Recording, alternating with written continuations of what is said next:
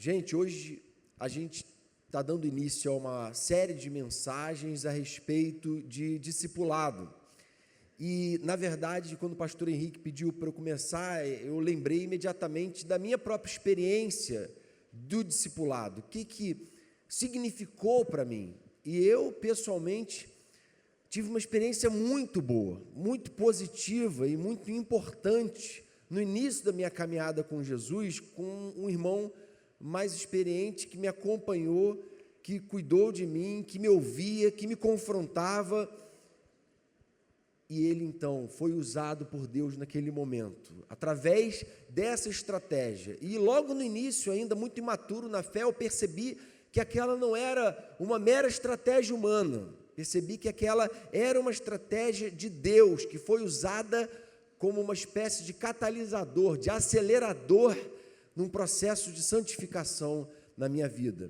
E aquele processo de entrega da vida para Jesus, que em outras situações eu havia tentado e havia se tornado tão difícil, de repente fluiu. E o Senhor visitava a minha vida e me confrontava semana após semana. E aquele relacionamento foi algo, irmãos, extremamente saudável, positivo e construtivo. Por que eu estou contando aqui essa experiência? Porque, na verdade, a crise que eu tinha naquela época era assim: meu Deus, o pastor dessa igreja tem que aplicar essa estratégia para toda a igreja, porque pouquíssima gente naquela igreja que eu me converti participava de discipulado. Essa é uma estratégia por excelência, pensada e criada por Jesus. A gente tem dito isso, que as células foram uma estratégia vivida, vivenciada por Jesus. Ele tinha a sua célula, ele que andava no meio de multidões, para quem multidões afluíam para ouvi-lo, mas ele optou por caminhar com um grupo reduzido, por construir relacionamentos mais significativos. É interessante que, mesmo dentro desse grupo reduzido, ele decidiu também ter 3 que faziam parte do círculo mais íntimo de relacionamento. Vejam bem, não estamos falando de um pecador, de alguém fraco, de alguém caído, estamos falando do Senhor da história, estamos falando de Jesus, de alguém santo, mas que queria caminhar junto, queria ter gente do lado dele, de alguém que fazia questão de vivenciar comunhão cristã, as últimas consequências. E será que a gente entende que essa é uma estratégia dele? Na verdade, essa visão, tanto de célula como discipulado, enfrenta alguns obstáculos. Na verdade, eu vou destacar agora nessa introdução 2 deles. O primeiro deles é o orgulho de muitos. Tem gente que é tão orgulhosa, que tem dificuldade de abrir o coração, que tem dificuldade de caminhar junto, de tolerar, muitas vezes, diferenças e coisas que são vivenciadas ali. Há pessoas que são tão orgulhosas também, que muitas vezes não querem se submeter a um pastoreio ou acompanhamento de alguma liderança. E, na verdade, essa espécie de espiritualidade individualista, se é que existe isso, não tem fundamento na palavra de Deus, é um fenômeno do nosso tempo muito forte.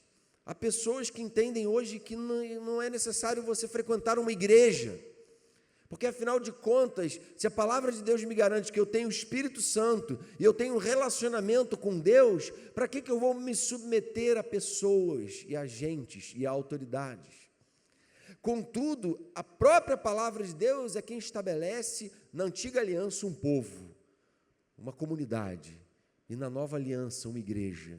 A igreja não é obra de homens, a igreja é uma obra de Cristo, e Ele mesmo disse: sobre esta pedra edificarei a minha igreja.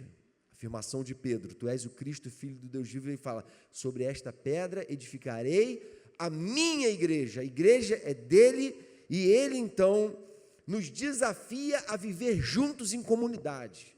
A vida cristã é uma vida essencialmente comunitária, e é nesses relacionamentos que a gente se conhece, que a gente aprende o que é amor, que a gente consegue ir contra esse impulso da carne de se isolar em seu próprio ostracismo, em seu próprio orgulho, de se encastelar, de forma que muitos têm a vida completamente dilacerada por esse orgulho.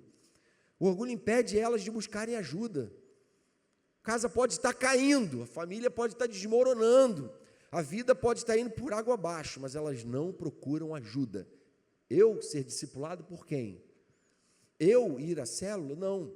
E a gente está na contramão dessa lógica individualista e dessa teologia furada e antibíblica dos desigrejados. A gente faz questão de viver igreja, de conhecer e se deixar conhecer, de pastorear e se deixar pastorear. O outro grande obstáculo é que faltam discipuladores. Esse é um outro problema que a gente vai tratar aqui hoje. Gente que, embora esteja já caminhando há algum tempo com Jesus, já tem ou deveria ter algum nível de maturidade espiritual, mas que quando são desafiados ao exercício do discipulado, a discipular alguém, não, eu não estou podendo. Não, eu prefiro não assumir essa responsabilidade. Quando, na verdade, vão se esquivando, acomodados. E o próprio Senhor Jesus, na parábola dos talentos, o que ele disse para aquele que tinha um talento só e enterrou? Ele repreendeu aquele homem, falando assim, e ele tinha argumentos teológicos: Senhor, eu sei que tu és homem severo, que ceifas onde não semeaste, ajuntas onde não espalhaste, receoso, escondi o talento que o Senhor me deu. E o Senhor fala: servo mau e negligente, você não tem direito.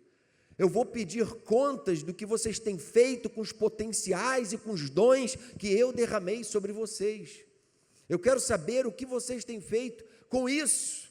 Se vocês têm aceito o desafio da grande comissão de Mateus 28, de ir e fazer discípulos, batizando-os em nome do Pai, do Filho e do Espírito Santo. E esse texto que a gente vai ler agora, de Efésios 4, ele oferece para a gente algumas razões e fundamentos bíblicos porque o discipulado é uma estratégia de Deus para a igreja hoje. Efésios capítulo 4, verso 10, diz assim a palavra do Senhor: aquele que desceu é o mesmo que subiu acima de todos os céus, a fim de encher todas as coisas. E ele designou alguns para apóstolos, outros para profetas, outros para evangelistas e outros para pastores e mestres, com o fim de preparar os santos para a obra do ministério, para que o corpo de Cristo seja edificado, até que todos alcancemos a unidade da fé e do pleno conhecimento do Filho de Deus, e cheguemos à maturidade, atingindo a medida da plenitude de Cristo.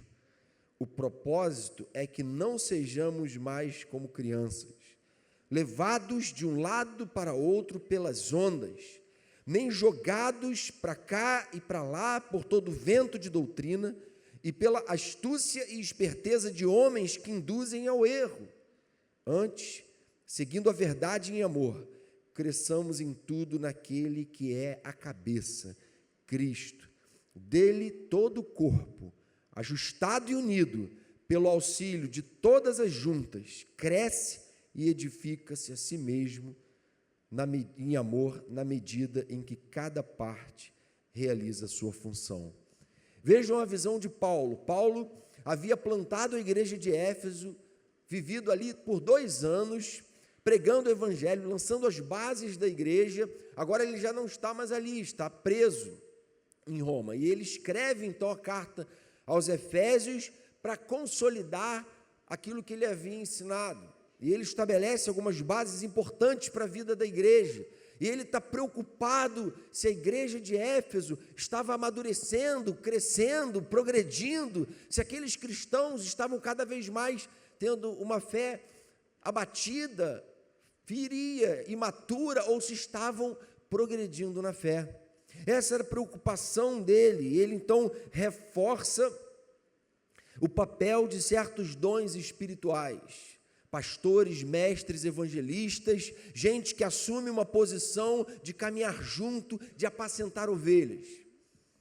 Gente madura na fé. E ele fala, quem distribuiu esses dons não foi o pastor da igreja, não foram homens, foi o próprio Jesus que desceu e distribuiu dons aos homens. Com o fim, verso 12, de preparar os santos para a obra do ministério, para que o corpo de Cristo seja edificado. Eu tenho uma finalidade em escrever essa carta, e a minha finalidade é que vocês estejam ou sejam encontrados em franco progresso na caminhada de vocês, em que vocês hoje estejam sendo nutridos e alimentados espiritualmente, em que vocês estejam preparados e preparando a outros com os dons que eu derramei sobre vocês. Será que a gente pode dizer que está vivendo nessa franca ascensão, nesse franco progresso na nossa caminhada com Jesus? Todo verdadeiro cristão que teve um encontro com Jesus é o missionário. Todo verdadeiro cristão deveria estar comprometido com esse projeto chamado igreja. Todo mundo, ou todos nós, deveríamos estar comprometidos com o seu crescimento, com a vitória sobre as portas do inferno. Amém? A gente não quer, é verdade, um inchaço no mérito, mas queremos um crescimento sustentável e saudável da igreja, de modo que essa deve ser uma preocupação constante nossa. Será que eu, pessoalmente, tenho crescido na minha caminhada com Deus, tenho deixado Ele derramar sobre mim dons, para que eu esteja preparado para levar isso adiante, para instruir outros, e eu tenho me deixado desafiar por isso? Se estamos comprometidos com um crescimento saudável, então estamos comprometidos com o discipulado. Quanto mais, vamos dizer assim, insalubre é um crescimento, mais despreocupado com relacionamentos ele vai ser. Mais a igreja vai ser tratada como massa, menos o indivíduo vai ser assistido em loco. E quanto mais o crescimento da igreja é movido por um acompanhamento pessoal, individual e por um discipulado, mas é a evidência de que há aí um crescimento sustentável, um crescimento saudável, um crescimento para a glória de Deus, de que não estamos atraindo pessoas apenas, mas fazendo discípulos. Amém? E esse é um desafio para nós. Por que razão o discipulado é a estratégia de Deus para a igreja? Agora, a gente se volta para o texto e tenta responder essa pergunta. Diz assim, porque, em primeiro lugar, Deus deseja ter filhos maduros. Deus deseja ter filhos e filhas maduros. O projeto de Deus não é um projeto para que eu e você fiquemos acomodados a uma vida estagnada, a uma vida infantilizada, mas Ele quer que a gente assuma uma postura adulta. Diz assim o verso 13, até que todos, não a liderança, não o líder de célula, não alguns, não, todos alcancemos a unidade da fé e do conhecimento do Filho de Deus e cheguemos à maturidade, atingindo a medida da plenitude de Cristo. O propósito é que não sejamos mais como crianças. O propósito de quem? O propósito de Deus é que a gente não seja mais como criança. Mas muitas vezes o que a gente tem constatado, infelizmente, é exatamente o contrário, não é? Gente que já devia estar sendo exemplo para os outros e está agindo como criança. Gente que já deveria ter uma postura madura. E por que de tanta imaturidade muitas vezes? Por que certas crises muito básicas acometem alguns? Porque não há uma fé sólida e adulta sendo construída ali no coração. Por quê? Porque não há abertura do coração para isso. Então o desafio da palavra é que a gente abra o coração para crescer e para aprender e para amadurecer. Mais uma vez, parábola dos talentos. O Senhor vai nos pedir contas disso. Vai nos pedir contas se a gente tem crescido, amadurecido e passado adiante aquilo que a gente tem aprendido. Deus vai nos pedir contas do que temos feito com o potencial que Ele delegou a nós. Paulo encoraja a igreja em Tessalônica ao progresso. 1 Tessalonicenses 4, verso 1, ele diz assim, já os instruímos acerca de como viver a fim de agradar a Deus. E de fato, assim vocês estão procedendo. Então ele elogia a igreja. Aí ele continua assim: agora lhes pedimos e exortamos no Senhor Jesus que cresçam nisso cada vez mais. Não se acomodem com o que vocês conquistaram até aqui, mas procurem crescer cada vez mais, entende? Vida cristã não é algo que você, já fui salvo, já estou caminhando com Jesus, já está bom, agora eu posso descansar, posso ficar tranquilo. Não, eu preciso crescer cada vez mais, porque a medida da estatura, da plenitude de Cristo é a perfeição. Ele é a minha referência, e eu não vou alcançar essa perfeição aqui nesse mundo. Ele é apenas a minha referência. Todo cristão deve ter em seu coração, então, essa sede por crescimento cada vez mais, que Paulo fala. Eu e você não estamos aqui apenas para pregar a salvação. Nossa missão inclui conduzir as pessoas rumo à maturidade espiritual, em que nos tornamos cada vez mais parecidos com Jesus. Às vezes a gente até fica muito focado nessa missão muito nobre que o Senhor deixou para nós, de alcançar pessoas para Ele, mas o que esse texto está dizendo é que o propósito de Deus para nós não se resume nisso. Às vezes a gente fala, né, sabe por que a gente não foi arrebatado ainda, a gente está aqui no mundo ainda? Porque a gente tem que alcançar pessoas. Amém, essa é uma razão. Mas o que o texto está mostrando para nós é que não é só isso, é pegar essas pessoas alcançadas e fazer delas discípulos de Jesus. Mas eu não estou preparado, mas eu não conheço tanto assim a palavra. Até quando você vai ficar usando esses argumentos? Eu não tenho tanta maturidade assim, eu não manejo bem a Bíblia, eu me atrapalho. Até quando você vai ficar dizendo: Senhor, o Senhor é um homem severo, e eu então resolvi enterrar o meu talento? Até quando você vai ficar nessa passividade, nessa indiferença? Quando é que você vai despertar e falar: Senhor, eis-me aqui, me prepara, porque eu quero ser usado para abençoar outros, para edificar outros, para promover saúde, para promover consistência na fé daqueles que estão à minha volta, para ser referencial para eles, para, como Paulo, poder dizer: sejam meus imitadores, porque eu sou de Cristo. Amém? Como discernir a maturidade espiritual? Ele fala, primeiro, maturidade espiritual é seguir a verdade, seguindo a verdade em amor, verso 15, cresçamos em tudo naquele que é a cabeça, Cristo. A gente esse ano está completando 500 anos da Reforma Protestante, né? E qual foi o grande legado da Reforma? O grande legado da Reforma foi despertar a igreja que estava vivendo numa fé ignorante e manipulada, para uma nova realidade em que cada cristão assumiria o seu sacerdócio e, por ter o Espírito Santo, era iluminado por ele para entender a palavra de Deus e teria liberdade para examinar as Escrituras. Ou seja, uma redescoberta da verdade. E uma das verdades mais preciosas que os reformadores resgataram no momento da reforma foi essa, que Jesus nos fez um reino de sacerdotes. Não existe mais clero. Hoje todos somos clero, todos somos ministros, sacerdotes, temos responsabilidade na vida uns dos outros. Sabe quem é responsável pela vida de quem está aí do teu lado? Os pastores aqui, você e cada um que está aqui dentro. Nós somos responsáveis uns pela vida dos outros. E a igreja então despertou aquele slogan da célula, não é? Cada casa uma igreja, cada membro um ministro.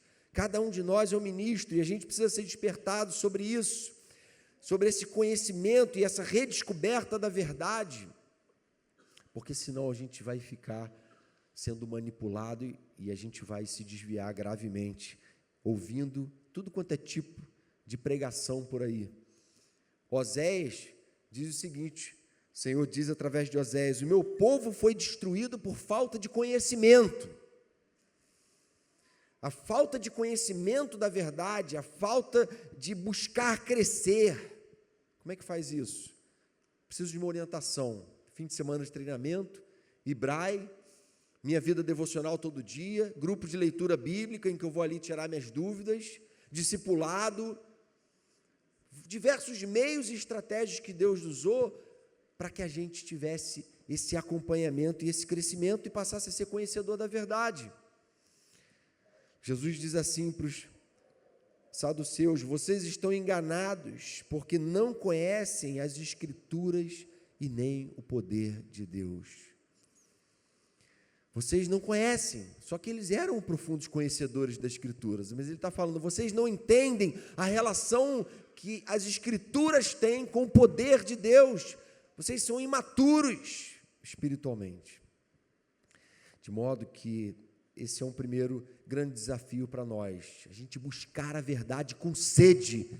Senhor, eu quero crescer. Senhor, chega de ficar argumentando que eu não sei, que eu não sei, que eu não sei. Às vezes a gente repete isso aqui do púlpito. Não, eu diálogo com meu filho é difícil, porque ele me faz perguntas que eu não sei responder, e eu não sei onde está na Bíblia aquilo. Vergonha para nós. A gente precisa assimilar isso. A gente tem que ficar envergonhado por não saber responder àquele que nos pede a razão da esperança que há em nós. Inclusive, pais, os seus filhos.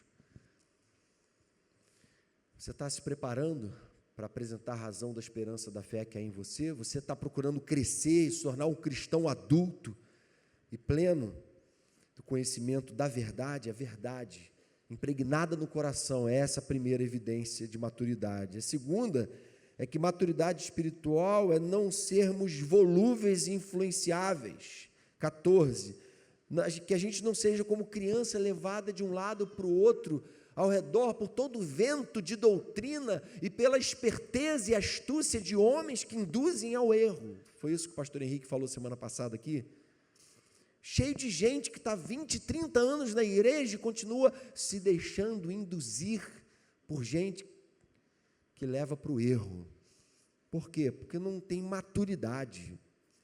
Pode ter aparência de sabedoria, aparência de piedade, mas maturidade é ter uma vida plenamente fundamentada na palavra. 1 Coríntios 14, 20, Paulo diz assim, aquela igreja: irmãos, deixem de pensar como crianças com respeito ao mal, sejam crianças, mas quanto ao modo de pensar, sejam adultos no seu modo de pensar e de se conduzir. Tem um texto que eu mais gosto dentro desse tema, eu já repeti ele aqui algumas vezes, de Hebreus 5,12. Ele diz assim: olha, embora a essa altura vocês já devessem ser mestres, tendo em vista o tempo decorrido, vocês têm necessidade de alguém que ensine de novo quais são os princípios mais elementares da palavra de Deus. Isso não devia ser assim. Isso, irmãos, é algo que Deus está cobrando de nós. Não sou eu, Jonatas, que estou cobrando de vocês, não. A gente está lendo a palavra junto aqui como irmão.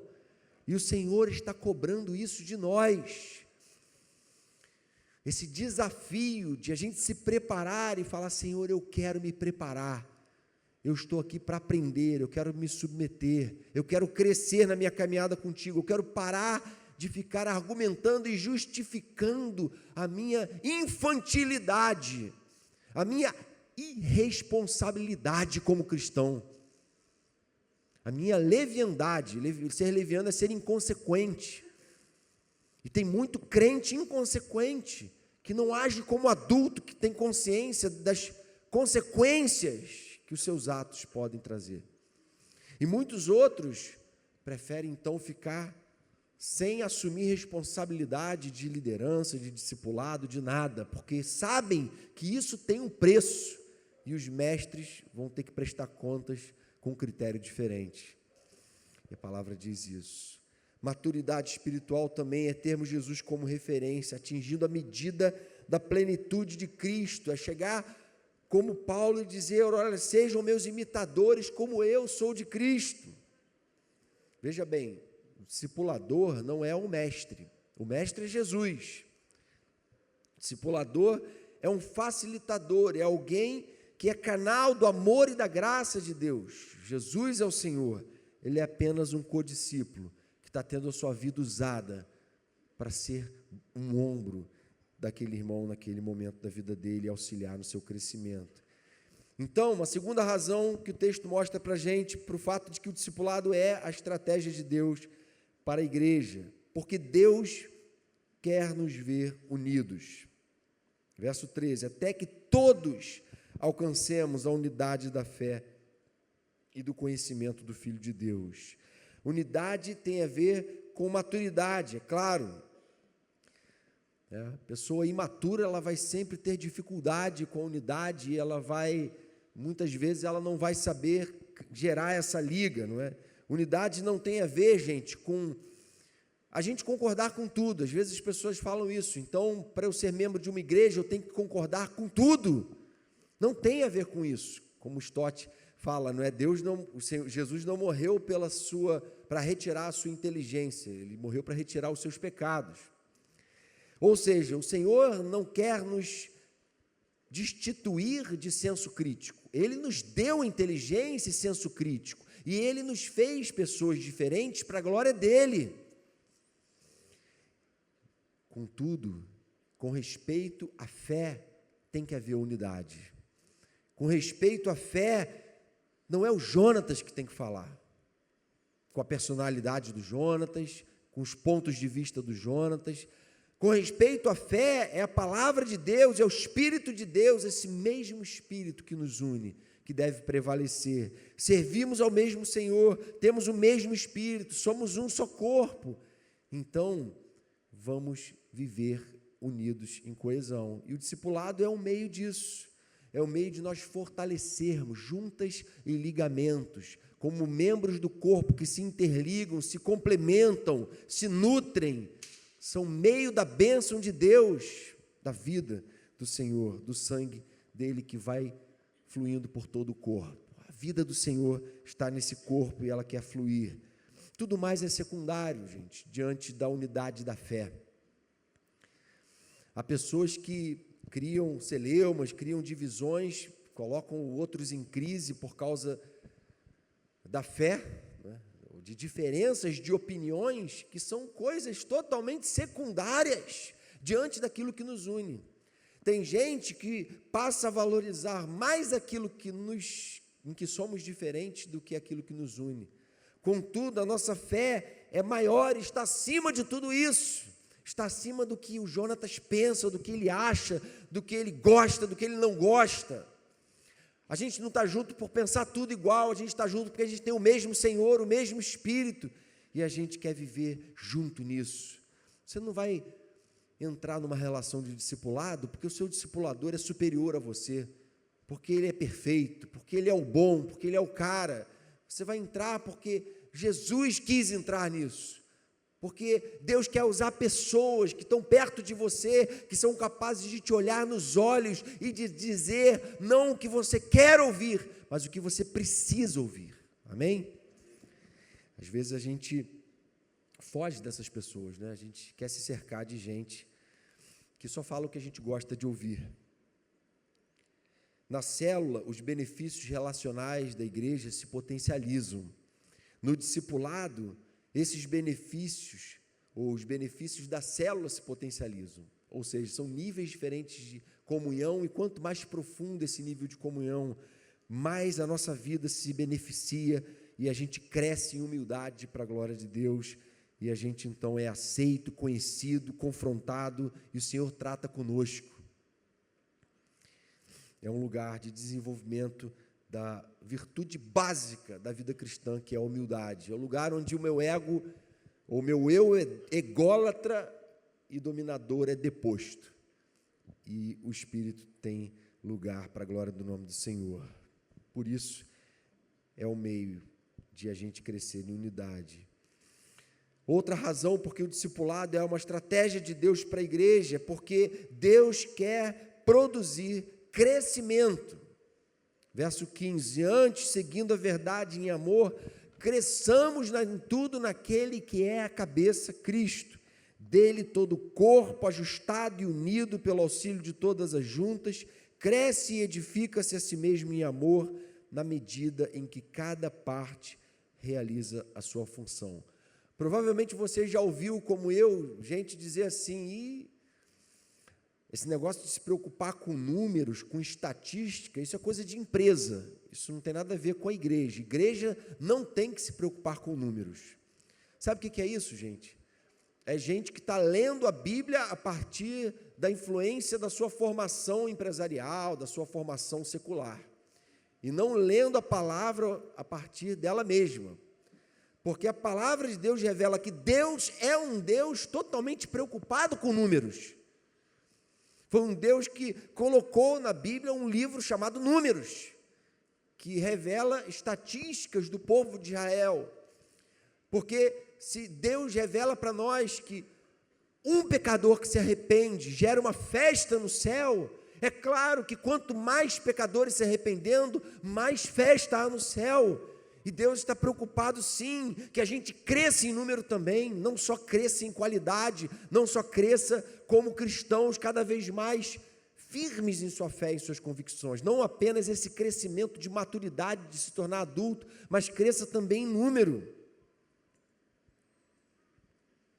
Que tipo de crescimento a gente quer? O crescimento saudável acontece onde Jesus é a cabeça. Cresçamos em tudo naquele que é a cabeça. Se Cristo está sendo a cabeça, gente, amém. Igreja primitiva, lá Atos relata que numa só pregação de Pedro, 3.000 se converteram, não é? Vejam como Deus está preocupado com números, não é? Deus se preocupou em deixar esses registros. E aí, esse crescimento da igreja primitiva era um crescimento totalmente cristocêntrico, fundamentado em Cristo, e eles passaram tudo que existe de pior em termos de perseguição, porque eles amavam a Cristo, e Cristo é a nossa referência. Essa é uma preocupação que a gente sempre tem quando vai batizar alguém. Olha, você não está se tornando membro de uma igreja bacana aqui da região oceânica.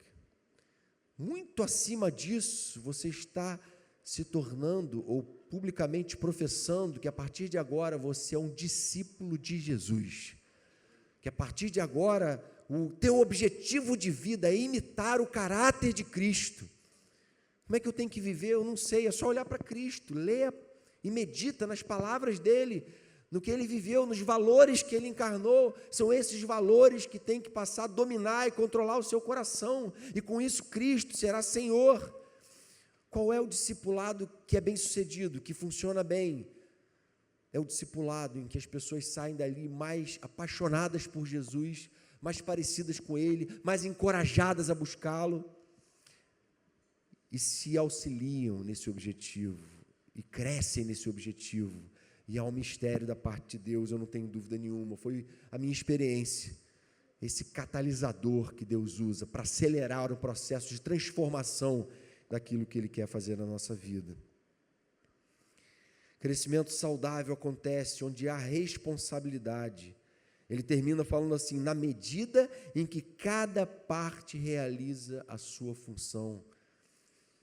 Será que a gente pode dizer assim: olha, eu hoje estou cumprindo a minha função, eu estou fazendo a minha parte, eu estou como Isaías, dizendo assim: Senhor, eu não sou perfeito, eu sou alguém de lábios impuros, que habito no meio de um povo de impuros lábios, mas eis-me aqui, envia-me a mim. Eu aceito o desafio do Senhor, eu quero cumprir a minha parte, a minha função como membro do corpo. Eu aceito o desafio da maturidade cristã, eu aceito o desafio de não apenas tentar alcançar pessoas para Jesus, mas de acompanhá-las, de discipulá-las, de pagar o preço de relacionamentos menos voltados para os meus interesses e mais voltados para o serviço despretensioso, ou melhor, apenas com a pretensão da glória de Deus. Paulo diz assim para Timóteo, lá em 2 Timóteo 2,15: procure apresentar-se a Deus aprovado, como obreiro que não tem do que se envergonhar e que maneja corretamente a palavra da verdade. Queria encerrar pedindo que você tentasse guardar esse versículo de 2 Timóteo 2,15. Procure apresentar-se a Deus aprovado, como obreiro que não tem do que se envergonhar e que maneja bem a palavra da verdade. Que esse seja o desejo do nosso coração. Senhor, eu quero não ter de que me envergonhar, eu quero ser aprovado pelo Senhor. Eu quero manejar bem a tua palavra. É ela que transforma vidas. O Evangelho de Deus o Evangelho é o poder de Deus para a salvação de todo aquele que crê. E eu quero que o Senhor me use como canal dessa transformação na vida dos outros, como um dia muita gente foi usada para a minha transformação, amém? Então, algumas aplicações finais aqui. Primeira, aceite o desafio da maturidade, busque crescer todo dia e progredir sempre. Coloque isso como uma meta de vida. Eu vou crescer, eu quero ano que vem estar mais maduro na minha caminhada com Deus do que eu estou esse ano. Eu quero ter lido mais sobre as coisas de Deus, eu quero me alimentar espiritualmente, e eu quero acabar com essa argumentação de que eu não estou preparado, de que eu não posso, de que eu não tenho tempo, porque eu sei que o desafio de ser um missionário, de levar adiante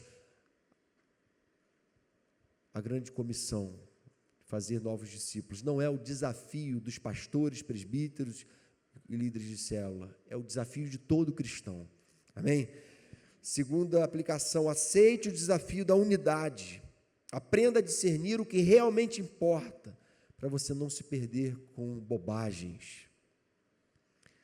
Aceite o desafio de fazer desses relacionamentos estreitos um ambiente saudável de crescimento, de unidade, de você chamar a pessoa para juntos, vocês olharem para Cristo e irem na direção dele, porque é isso que o Senhor espera de nós.